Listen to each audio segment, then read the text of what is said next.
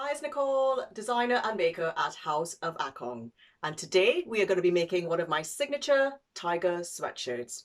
Sweatshirts are such a staple part of my wardrobe. I wear them all the time.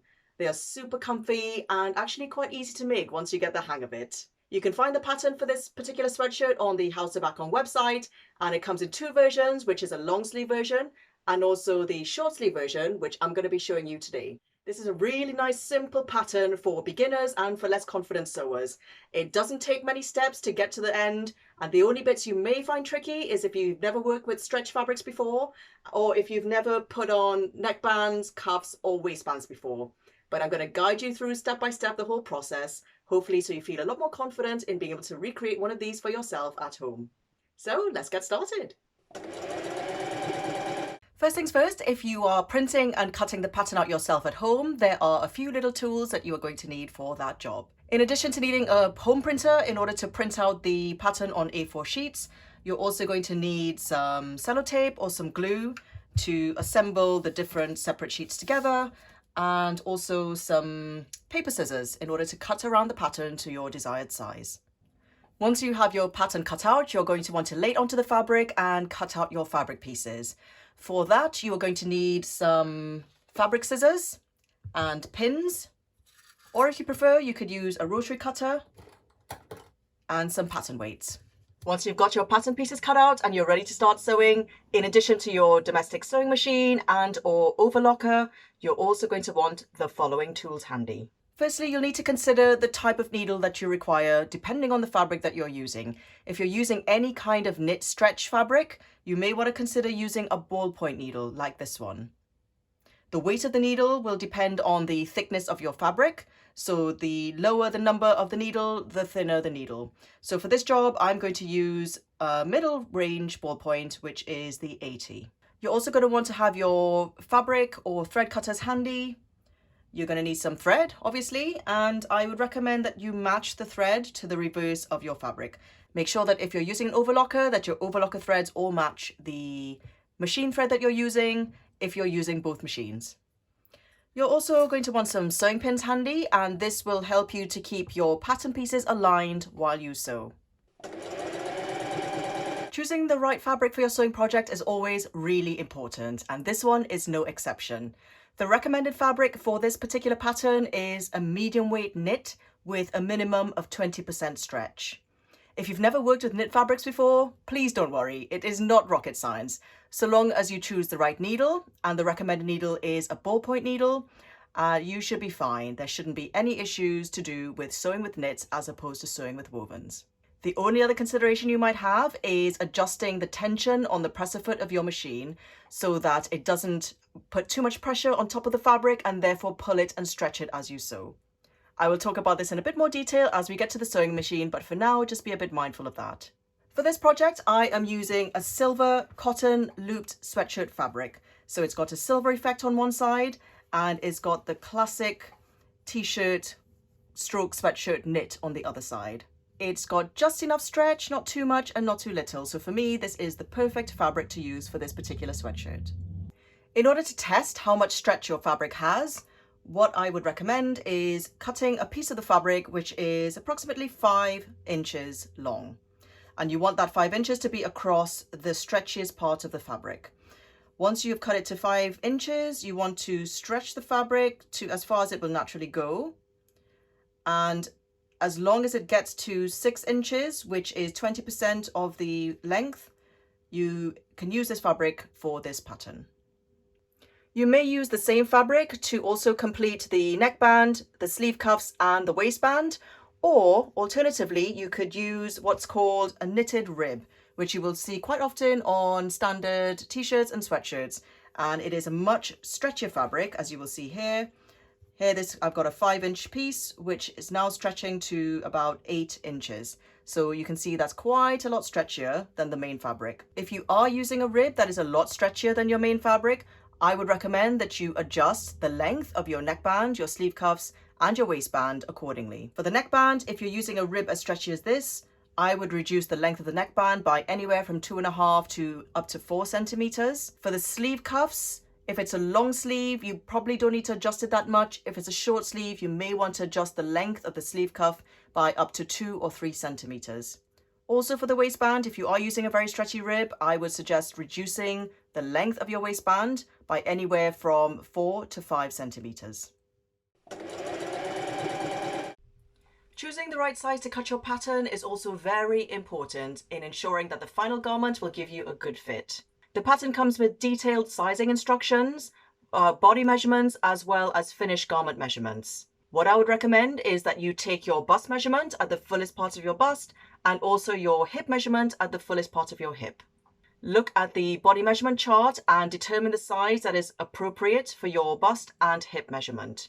If after taking your full bust and full hip measurement and looking at the size chart, you realize that you go across 2 different sizes, it is very easy to grade the pattern accordingly. What I would recommend is choosing the size that is right for your bust size and grade your hip either up or down from here.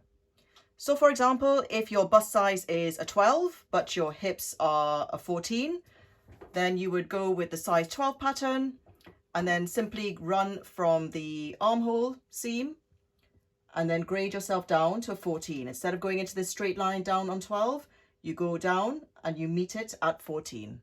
Conversely, if you want to grade down to a lower hip size, you just take your straight line from the size of your bust down to the size of your hip.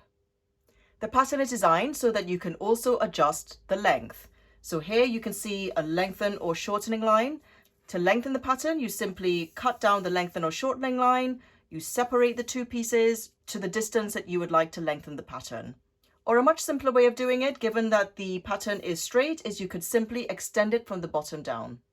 There is also a lengthening and shortening line on the sleeve so that you can adjust it to either a bracelet length, 3/4 length, or whatever length that you desire.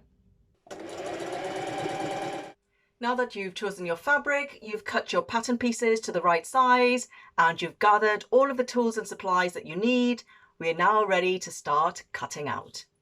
There are 2 main methods that you can use to cut out your fabric. The first one involves using a rotary cutter and some pattern weights, and the second involves some sewing pins and a pair of sharp fabric scissors. It's totally up to you to choose which method you prefer, but for medium weight knits, I tend to prefer using pins and scissors just because sometimes it is quite tough getting the rotary cutter around thick layers of fabric. Before you start actually cutting into your fabric, there are just a few things I'm going to point out on the pattern piece that will help you align it on your fabric in the correct way. The first thing to note is that some of the pieces are cut on the fold. This will be indicated on the pattern by 2 arrows here with a place on fold marking. What this indicates is that you are meant to put this line across a fold of the fabric. And in this way, you are cutting 2 halves simultaneously. The second thing to note is that there will be an arrow indicating the grain line. On most woven fabrics, the grain line typically runs parallel to the selvage, the selvage being the raw edge of the fabric that was created when the fabric was woven. It may be a little bit trickier on knits to work out where the grain line is, but if you work on the principle that it typically runs parallel to the selvage, you can't really go wrong. The other thing that will help you establish the grain line is that it is the direction typically with the least stretch. So if your fabric has 2-way stretches this way, the grain line will be running perpendicular to the direction of the greatest stretch. The other little clue that will help you establish the grain line on a knitted fabric, if you look at the reverse of this fabric, you will see that there are ever so subtle lines that run down the fabric. On a knit fabric, this will typically be the grain line. On the fabric I'm using here, the grain line is running parallel to the selvage. If you're using a fabric that has a print on it, also just be aware that you are cutting all the pattern pieces out so that all the prints face the same direction. Now that we've established the grain line on the fabric and we're making sure that we're cutting out all in the right direction, we're now ready to place the pattern piece on top of the fabric and start cutting out. To minimize wastage on your fabric, you may wish to lay out all your pattern pieces on the fabric just to see how they fit with each other. Although the pattern instructions does come with some general layout instructions, you might find that depending on the width of your particular fabric, that you may achieve more efficiencies by laying it out in a different way. Once I'm happy with the placement of my pattern pieces, I can start pinning each piece onto the fabric. So I'm just taking my sewing pins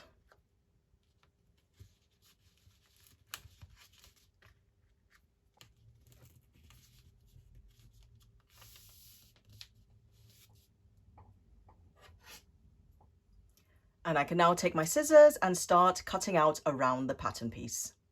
Make sure that you indicate the notches on your pattern by making 2 little snips with your scissors, exactly where the triangles show on the pattern piece. This will help you to match up and align your seams as you begin to sew. And when you're finished with that, you should have the following pieces ready. First, you should have a back piece, which is cut on the fold. You should have a front piece, which is also cut on the fold. You will have 2 sleeve pieces, and depending on the view you use, it will either be a long sleeve or a short sleeve. Because I'm making the short sleeve version, I have now got 2 short sleeves which are matched as mirror images. I'm going to have 2 waistband pieces which are cut from a separate rib. I have 2 cuff pieces and 1 neckband. If you're planning to attach one of our tiger appliques onto the front of your sweatshirt, you're also going to need a little panel of the tiger fabric, which comes like this. You will see on the back that it's got its fringes intact, and you can decide either to keep them intact as you sew, or you can decide you want to clip them off afterwards and keep it nice and neat. That is a totally stylistic choice, and it is absolutely up to you. So let's start constructing. If you are attaching one of our tiger appliques onto the front of your sweatshirt, that will be the first step in the construction process. So here I have the tiger fabric, and the first thing I want to do is just cut around, say about 1.5 centimeters all around the edge of the black line of the tiger. So I'm actually going to turn it on the reverse side to do the cutting so that I can clearly see where the fringes are and avoid cutting into them at this stage. So I'm just going to take my fabric scissors and I'm going to cut just about 1.5 centimeters away from the edge. This doesn't have to be super precise. We're just cutting away all of the excess fabric. And the reason for this is it just gives us an easier eye in order to place the head where we want it on the garment. If we have all this excess fabric around it, it makes it harder to see where the center is and place it appropriately on the front panel of our sweatshirt. With the tiger head now trimmed down to size, I want to take my front pattern piece, if that's the side that I want to attach the tiger face onto. So I want to put mine on the front, so I'm just laying my front pattern piece out. And I'm just going to position the tiger where I want him to sit on the sweatshirt. So you can see that the tiger is quite a symmetrical design. So you can imagine a straight line going all the way down the center, and that would match up with the straight line or the center front line of the sweatshirt. Remember that you need to leave 1 centimeter seam allowance at the top of the neckband. So make sure not to position the head too high up and then you end up compromising the seam allowance. The same goes for the armholes. So I'm just going to position the head roughly about here. So I've gone about 5-6 centimeters down from the neckband. Now that I'm happy that it's centralized down the middle, what I'm going to do is start just pinning the head on into place.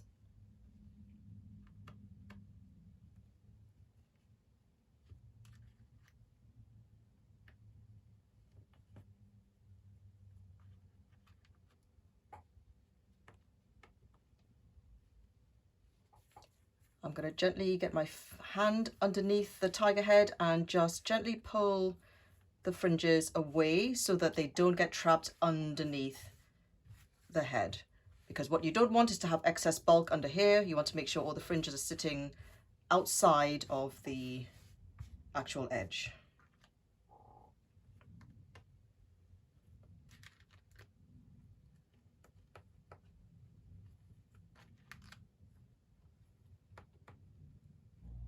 Now that I have the head pinned into place exactly where I want it, the first thing I'm going to do is start stitching the face on to the sweatshirt from the inside out.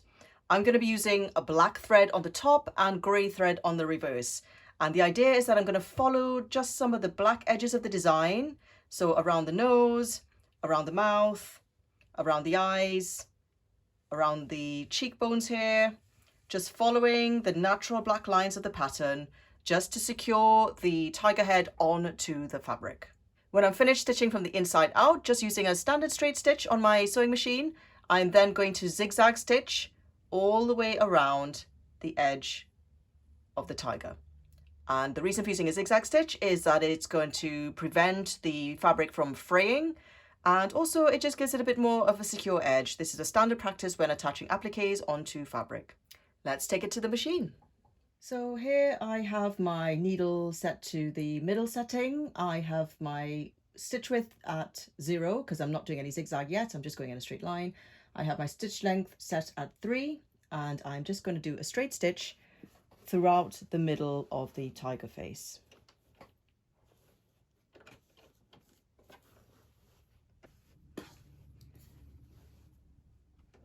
I'm going to start here by stitching around the tiger's nose.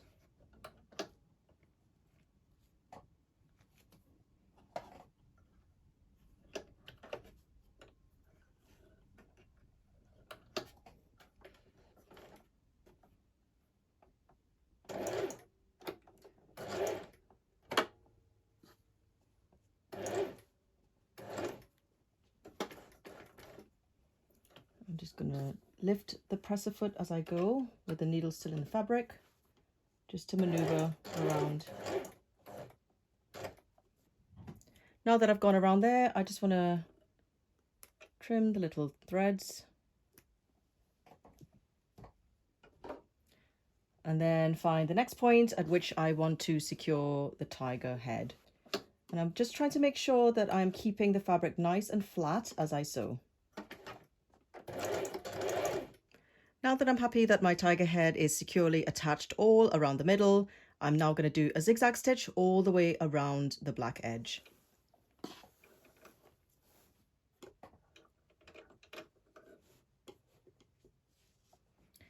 For this, I am going to set my zigzag width to 3, and I'm going to set my length to 1.5. And that's because I want the zigzag to be quite tight in order to prevent the fabric from fraying around the edges. This section here is going to take a little bit of maneuvering, pivoting the fabric under the machine just so you can follow the jagged edge of the tiger's cheek. Now that I have my tiger head attached to the front of the sweatshirt, what I want to do is start clipping the excess fabric from around the edge of the tiger. In this example, I'm going to keep the fringes loose, but if you didn't want the fringes, all you'd have to do is make sure to cut those off as well. But I'm going to leave my fringes intact just because.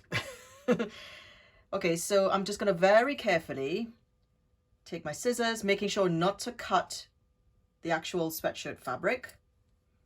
So I'm just gently, it'd be easier if I go around this way, just because I'm right-handed.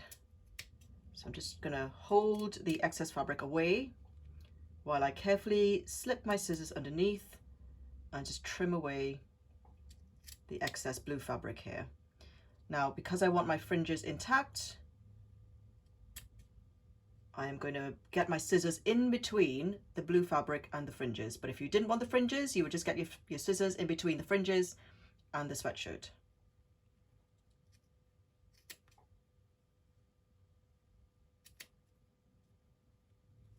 Just as I'm coming around the top here, actually, I am trimming the fringes away just from the top section because I don't want them hanging down over the front of the face.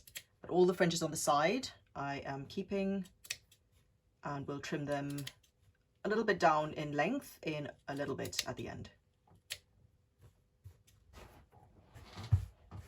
Okay, now I have my tiger head attached to the front of the sweatshirt and I've left my fringes nice and loose. And what I'm going to do now is just trim away the fringes a little bit because I don't think I want them quite so long. You can leave them long if you like, but I'm just going to trim mine down to about just a couple of inches or so. So I'm just going to go around.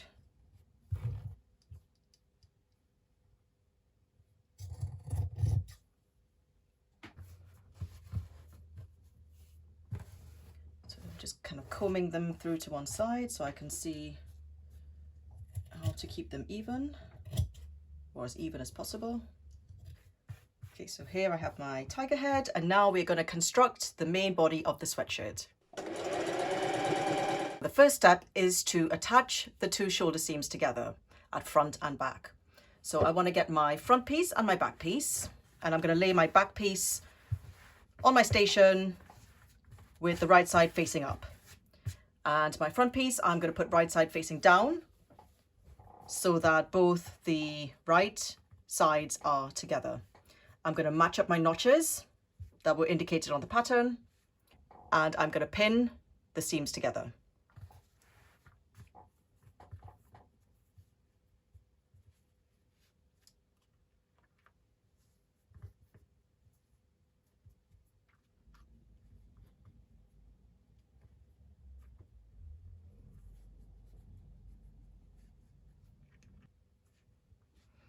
Now I'm going to take it to the machine and I'm going to do a straight line of stitching 1 centimeter away from the edge because that's the seam allowance that's included in the pattern.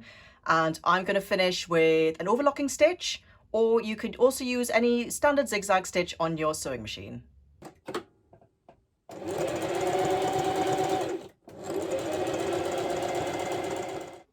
Now I'm going to just overlock my seam. What I'm doing is using the needle position on my presser foot here as a guide, so I stitch my overlocking right close to the machine stitches that I just made. If you are very confident on your sewing machine, you could just go straight to overlocking without worrying about the machine stitches. But if you want to make sure that you are going right along the seam allowance and you are less confident with an overlocker, I would suggest doing the line of machine stitching and then overlocking or zigzagging. Now I want to press my seams open, and I want to press the shoulder seam towards the back piece. So make sure that you are following the care instructions for the particular fabric that you're using. I'm using a fabric that has a very, very sensitive foil surface that's very sensitive to heat. And so I've got a cool iron, and I'm just going to gently press the shoulder seam towards the back of the garment. Now that I have my front and back pieces attached by the shoulder seams, I now want to attach the sleeves. So here I have my sleeve pieces, and I'm going to first start by attaching with right sides together the sleeve into the armhole. I want to work out which sleeve needs to go where. You'll notice on the pattern that the front sleeve has 1 notch and the back of the sleeve has 2 notches. So I want to make sure that I'm matching up the right sleeve to the right armhole.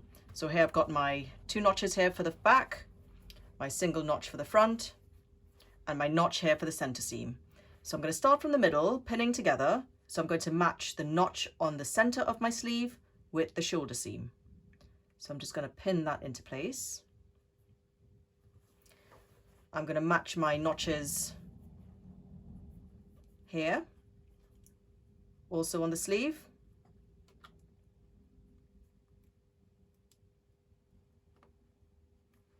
And on the back.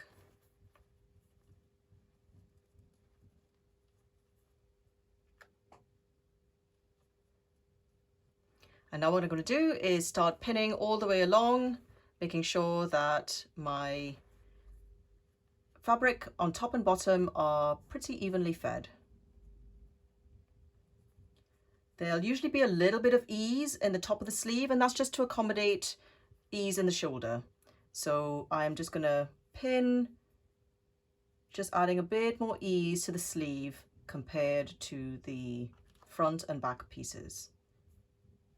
What you've got to make sure when we take this to the machine is that we don't have any tucks in the sleeve head. So we're just going to make sure that as we sew, we gently pull the fabrics together so that they sew nicely together, giving that ease but without any tucks in the fabric.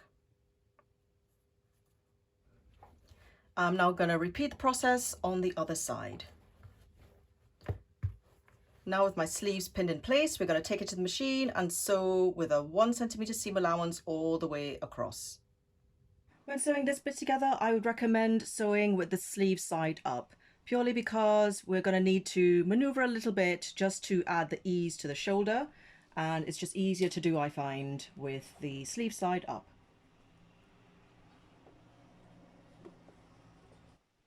Here I'm just adjusting the fabric so that I make sure not to get any little tucks as I sew.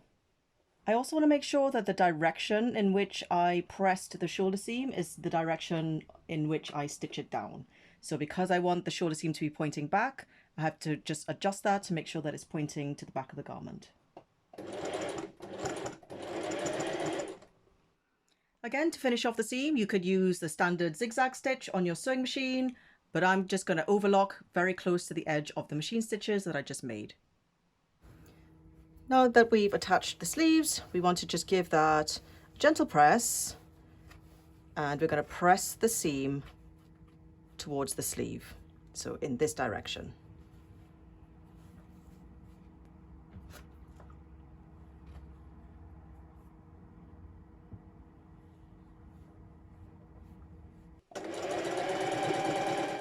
The next stage of the process is to close the side seam and the sleeve.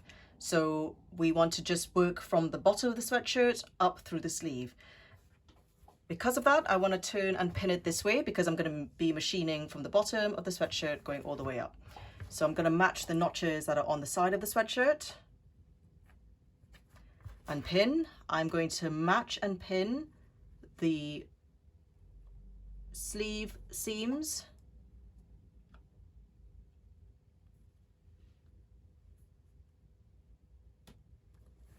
And then I'm just going to stick another couple of pins along the sleeve and the side.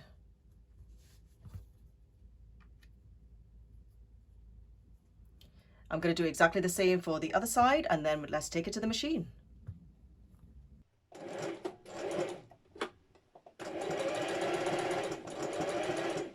Attaching the neckband, the sleeve cuffs and the waistband might be something you might find a little bit tricky if you have not much experience working with stretch fabrics or knits, but I'm going to guide you through step by step and show you how easy it is to attach them once you get the hang of it. If we start with the neckband, what we want to do is get the right sides together. So this is the right side of my neckband, this is the wrong side. With right sides together, we want to pin the short edges of the neckband together. Then what we'll do is take it to the machine and use our 1 centimeter seam allowance and stitch along this line. I am going to do the same, pinning the sleeve cuffs.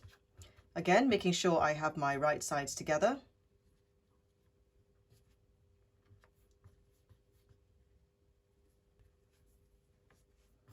And my waistband, which is in 2 pieces, will need to be pinned at these 2 different points.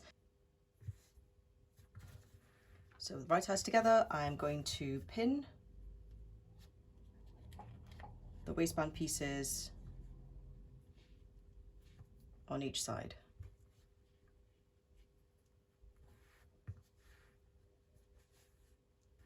When I take it to the machine, I am going to be making straight stitch here, here, here, here, and here. No need to zigzag or overlock on this one because we're going to be pressing the seams open and it's going to be folded on itself. So we don't really need to finish off those seams with any overlocking or zigzag stitch. One handy little tip, if you are sewing with a really stretchy rib or stretchy fabric, you might want to think about either lessening the pressure on your pressure foot so that the machine can go easily over the knit without stretching it, or use a walking foot, which is a special attachment that you put onto the machine that allows you to hop as you go along so it doesn't pull the fabric too much as you sew. Now that we have closed the seams on our neckband, cuffs and waistband, we now want to just press open the seam.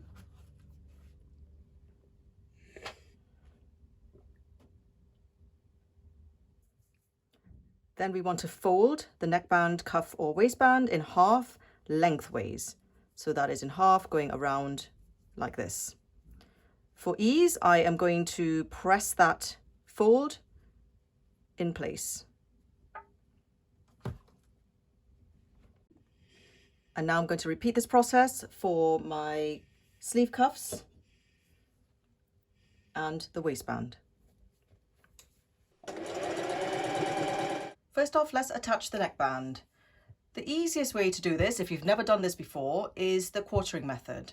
And by that, what we are doing is we're going to quarter the neckband. And the easiest way to do that is to take this seam end and find the opposite point so that you are marking it in half. So there I'm going to put a pin. And then if you match the seam with that pin, you can then quarter the neckband and place pins at those quarter points. Next, we're also going to quarter the neckline. So here I have a little notch for my center back, I have a little notch for my center front, and if I align those two together, a bit like we did here with the pins, and then we can find the halfway point between the center front and center back. And there we put a pin there to mark that point, and then we do the same on the other side.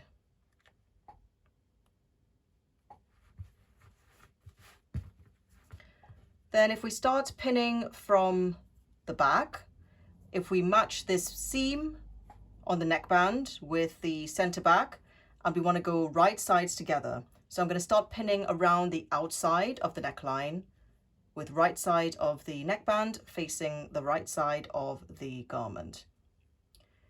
When we come to sew, we are going to sew with the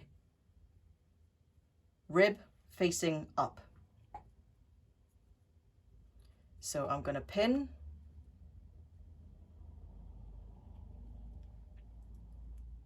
like that. Next, I'm going to align this midpoint with the center front. And then these two halfway points, we're going to match those as well. We can remove the pins and pin them together. And then the same on this side. So I'm just going to match those two pins up here.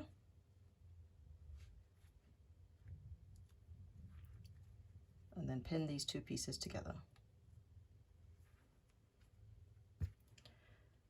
Now when we take this to the machine, we're going to have to make sure to stretch the neckband evenly, because what you'll notice is that the neckband is slightly shorter than the actual garment. And that is to allow for a bit of stretch so that it sits nice and flat against the neck rather than going a bit wobbly and bunchy.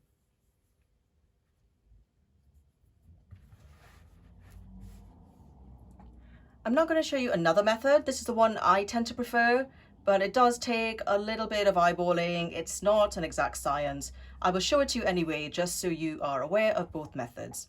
The reason I like this method is that it allows me to align the seam on the neckband with one of the shoulder seams, rather than having a seam at the back of the neckband. It just gives it a slightly more matched and seamless look. So the first thing I'll do is pin the neckband to the neckline, matching up the seam on the neckband with the left shoulder seam.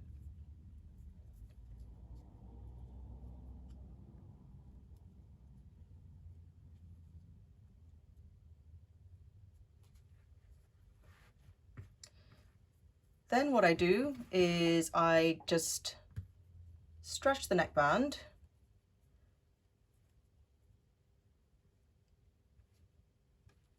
roughly estimating how much I want to have it at the back and how much I wanted to have it at the front. The front of the neckline needs to be stretched a bit more than the back because the curve is a bit more dramatic. So usually what I do is kind of go around and just keep stretching as I go to the amount that I want it to stretch.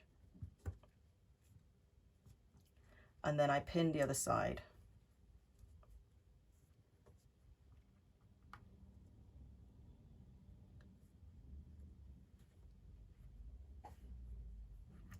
And then I'm going to go ahead and pin it all the way around.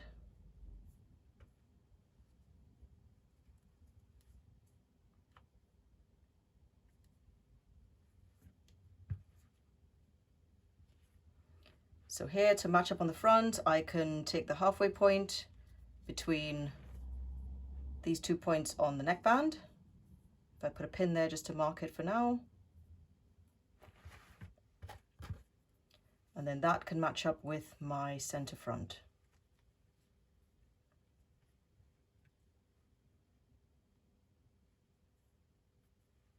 Just one other thing to note here, I would say, is that I would recommend turning the garment inside out when sewing on the neckband, the waistband, and the cuffs.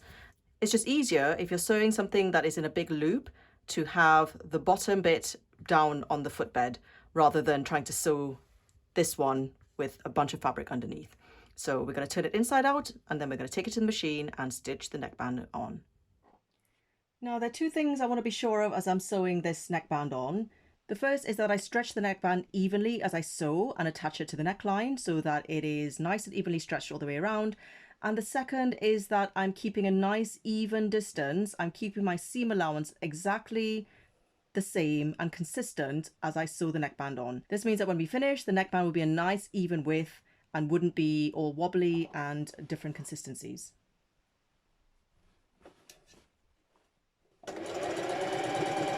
Now that I've got the neckband sewn on and I'm quite happy that it looks even and it's well attached, I am going to overlock this, but I will do that at the end once I've attached the cuffs and the waistband. Next, in the similar fashion, I am going to pin my sleeve cuffs onto the sleeve end. So here I've got one of the sleeve cuffs and I'm going to match up the seam on the sleeve cuff with the underarm seam here. If you're doing the long sleeve version, the principle is exactly the same. It's just the cuff will be a little bit longer and a little bit smaller. But in principle, it's exactly the same method. So I'm going to line up these two seams here and pin.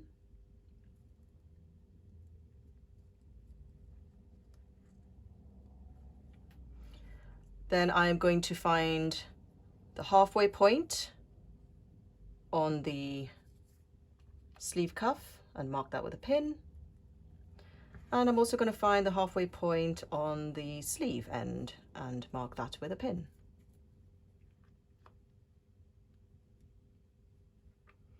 Then I'm going to match these two pins up together.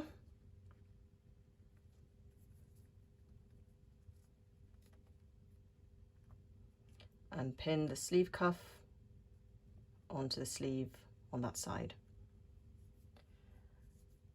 And you can just pin around.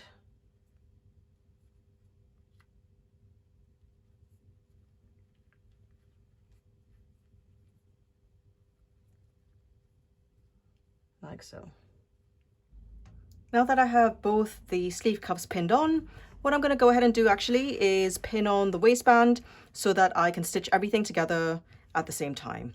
So in the same fashion as I did with the neckband and the sleeve cuffs, I am going to pin the waistband first by matching up the side seams with the seams of the waistband.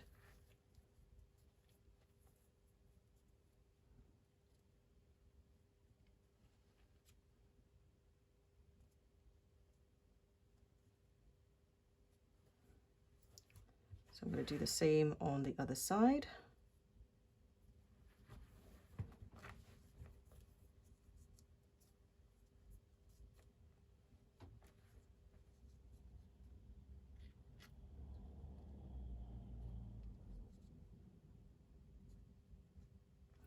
If you have notches marking the center of the waistband as is included in the pattern, then go ahead and match those notches up and pin together.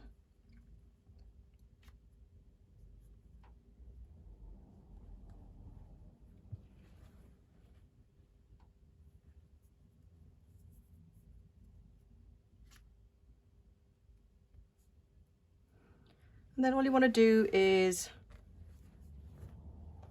just stretch the waistband evenly in between each of the pinned points. I usually just give it a gentle stretch just to make sure it's evenly stretched, and I walk my fingers into the middle and then just pin it in the middle. So I'm going to do that for each quarter. So just stretching gently, walking my fingers to the midpoint and pinning.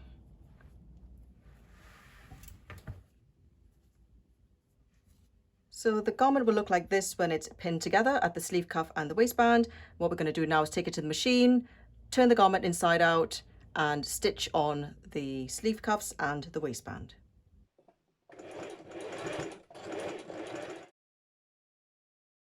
Now that the neckband, the sleeve cuff and the waistband are attached, I am now just going to go back through and overlock the raw edges of the cuffs, the waistband and the neckband. You can also use just a standard zigzag stitch. It's totally up to you. Now that my raw edges are nice and tidy, the last thing that this garment requires is a final press, and then we are good to go. I've now given the garment one final press and we are done. Thank you so much for joining me. I hope you found that video useful. The sewing pattern and all the fabrics that were demonstrated in today's video are all available on the House of Akong website. See you next time. Bye.